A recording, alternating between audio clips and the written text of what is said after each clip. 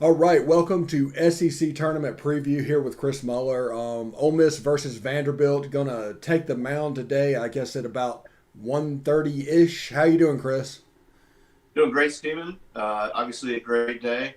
When you're still alive in the SEC tournament, every day's a great day. Absolutely. Um, Tell me a little bit about what we can expect in the game today. Just a 30,000 I, foot I, view. yeah, I think we're going to see Tyler Myers. Well, I know we're going to see Tyler Myers on the mound for the Rebels.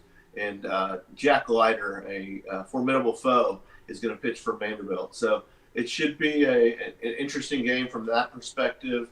Tyler Myers comes in the game, not really pitched a whole lot for the Rebels. He's pitched 26.1 innings. So he's pitched a little bit, but not too much. He's got 29 strikeouts on the year. ERA is a little elevated at 6.15. His longest outing is 3 innings, so I wouldn't expect him to go much longer than that, if that. So it's really going to be a bullpen game for us. So expect to see a lot of arms out of the bullpen. Probably some that we haven't seen all week yet. So it'll be kind of interesting to see how Mike manages the bullpen today. Yeah. Looking at Vandy and Jack Leiter, what are his strengths? What can we look forward to seeing from him? Yeah, he's a three-pitch guy. He's got a really, really solid fastball. Goes 92 to 96, touches 99. So he's, that fastball really hums really quick. So it's going to get on our batters really fast. He also has a good curveball and a good slider. From a stats perspective, Leiter goes at ERA of 2.12. He has 8 wins, 2 losses, 76 innings pitched, only 34 walks, and he's got a gaudy number of strikeouts at 127. And his batting average against is really an eye popping for me, 128. So he really, really dominates when he gets on the hill. Yeah, that seems to be really bringing it. What do you think the key is to getting to Jack Leiter? I mean, what are the teams that have had success against him? What have they done? Yeah, I really tried to go a little deep into the numbers this morning. The two teams that have gotten to him and the 2 losses that he's taken have been against State and against Florida. And so I went back and kind of went through the play-by-play on those.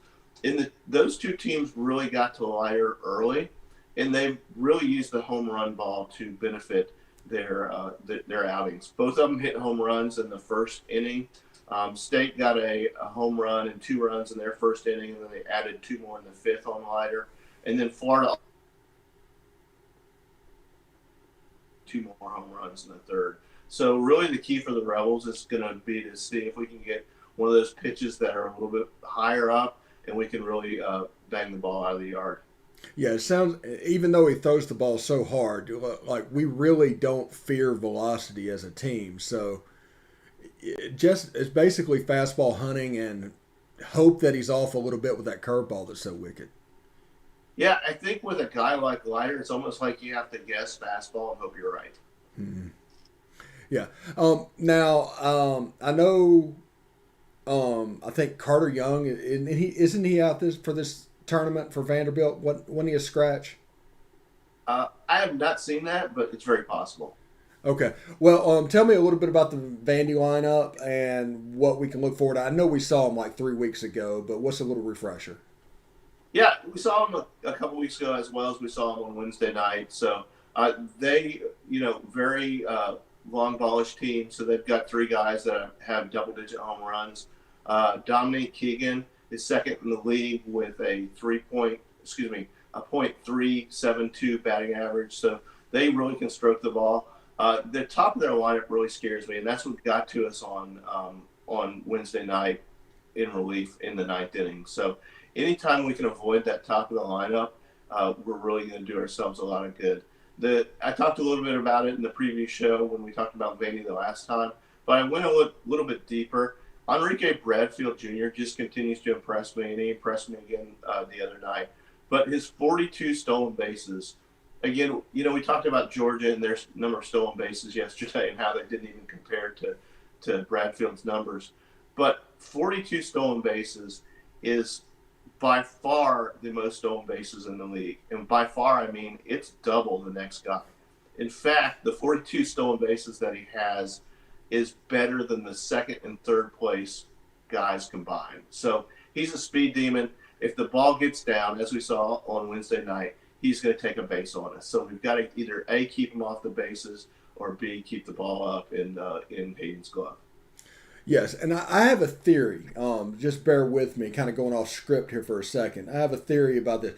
Everything is so analytically driven. All these pitchers throw with velocity, and everything they're doing the shifts and everything that you see. That players like Doug Nikhazy being a throwback pitcher and Enrique Bradfield, basically a throwback to Ricky Henderson, are twice as dangerous as they would have been 5 or even 10 years ago because they're so rare now. Yeah, that makes a lot of sense. And I think these old school players really just, they really impress me because it's just kind of a different look. You talked about Doug. You look at somebody like a Jacob Gonzalez, who's kind of a throwback player. Looking at the stats on him today when I was combing through the SEC stuff, he's leading the league in hits, I think, which is just an incredible stat for a freshman. I don't even know how that got past me, but it was incredible. I think he also leads in runs scored. So he leads the league in a couple categories, which is really cool for me to see. I'd be remiss if I didn't take the opportunity I should have done it yesterday on this podcast, but I'd be remiss if I didn't take the opportunity to congratulate the women's golf team from Ole Miss. Mm-hmm. I know you've probably done that on some of your other podcasts, but I want to take the opportunity myself to congratulate them on their national championship. I think it's our first undisputed national championship, maybe ever. Mm-hmm. So congratulations to those ladies. Job well done, and way to represent Rebel Nation. Yeah, anytime you can win a national championship in one of the 15, it is a big deal. We're not talking about club sports. It's one of the 15, and it should always be celebrated as our first undisputed national championship and, of course, our first female national championship in our school's history. Yeah, really happy for those ladies, and obviously the great publicity that they've brought to the university, to the city, to the state, and just really happy for those young women. Yeah, and it was really cool to see the scenes yesterday when they got back to Oxford and got into the double-decker bus and went around town to City Hall. It was really nice to see those scenes and that people are actually respecting the accomplishment for what it is and not trying to do some weird deal where just because it's non-revenue, it shouldn't count. Yeah, I mean, there's only 2 sports, well, probably Ole Miss 3, that make any revenue with, we'll add baseball into ours. But, everything else is a non-revenue generating sport. But those athletes put the same amount of time, same amount of energy in as our revenue generating athletes do. So to be able to celebrate those and for the town of Oxford to come out and support those women is just really great to see. Yeah, and changing the subject to get back to the baseball game real quick. This game is a dress rehearsal for going into the loser's bracket for a regional. That's the way people need to look at this. And going up against Vandy's pitching and Vandy's lineup, it's at a higher level that they're likely to see. Do you agree with that? I do, and this is game 4 in 4 days, so we're really getting to the back end of our pitching staff. If we keep going in this tournament, I have no idea who we're pitching tomorrow. I would imagine that Mike doesn't either. We'll see what happens, but right now it's kind of take it one game at a time and see what we can do in today's game and worry about tomorrow when it comes. Yeah, my assumption, and it's purely an assumption, is Wes Burton's probably going to get the ball if this moves on further. It wouldn't surprise me if anybody got the ball, really, to be very honest. It's all hands on deck after today. I mean, it's all hands on deck today, but truly an all hands on deck situation moving forward tomorrow. And the interesting thing is that, State got bounced 0-2. And not only did they get bounced, but they got trounced. Railroad twice. Yeah, and so I don't know how that affects the committee's mindset on State. And, does it drop them a little bit? Does it not drop them a little bit? But we only finished 2 games behind State in the regular SEC standings. And so where does that put us if we're able to continue on and pile on a few more wins throughout the tournament? How does the NCAA selection committee view that versus the resume that State has? So it'll be really interesting to see how we rank out at the end of the weekend as far as the selection committee goes, and if we get somewhat into play for a super regional host. Yeah, the one thing that I think Ole Miss fans need to remember is I think above us in the pecking order for geography reasons and just because they're a good team is Stanford. So if State got bumped, it would likely going to be another West Coast super regional for Stanford. But it's worth a shot. I mean, we've made it this far. If we can win tonight, it turns into single elimination the rest of the weekend. Absolutely, and I think that tomorrow would be really tough, obviously, because Arkansas has only had 2 games in 2 days. 2 days gets a rest tomorrow. But like I said, let's worry about today, and we'll talk about tomorrow when it comes. Yeah. We're at the point of the tournament where it's just gravy. I mean, anything that happens is a bonus, and just view this as a dress rehearsal for next weekend, this is going to be a more severe version of next weekend because you're dealing with a 2 or a 3 seed coming in you come through the losers bracket, you get to that last game, let's say something got third, you're dealing with a Louisiana Tech, you're dealing with an LSU, you're dealing with a Florida State. It's not necessarily the same thing as dealing with Vanderbilt or dealing with Arkansas.